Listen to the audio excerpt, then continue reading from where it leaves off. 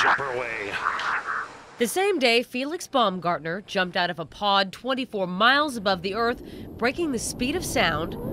Chris Connolly attempted to break his own record, jumping out of a plane for the 84th time. The game plan is to throw ourselves at the ground and miss. The self-proclaimed adrenaline junkie already has his Class B skydiving license, overcoming what could have sentenced him to a life on the ground. I was born with cerebral palsy, so I've always had that as an obstacle when I want to go out and do these things. Connolly has never let his limitations limit him at all. I am a pilot and a skydiver. Wait, what? To get my pilot license, in fact, I went through an 8-month certification process of seeing different doctors, writing letters to the FAA, and finally I got certified to be a pilot and to fly. But it turns out not everyone believed in Chris Connolly when it came to jumping out of a plane.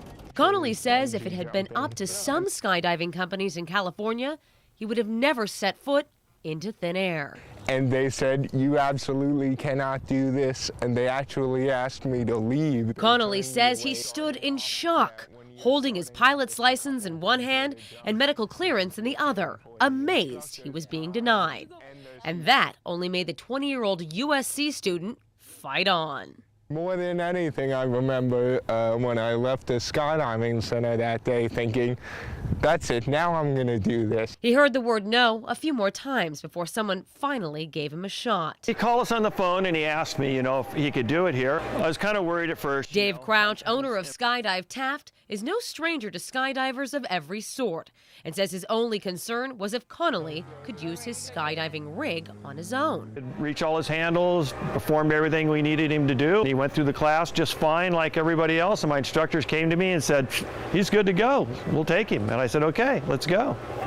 And up we went. That was months ago. Now Connolly is practically a pro at doing tandem jumps, soaring through the air with the greatest of ease, and landing with pride. That's a big reason why I do all the things I do, is to prove that it's not just me, it's anyone. If you put your mind to something, you can do it. Connolly says skydiving won't likely be his last challenge, but he says he isn't sure what lies ahead. I don't know where I want to be, not only in 20 years, but in 5 years. Right now, I'm just living day to day, doing the things I love to do and doing the things that really make me feel alive.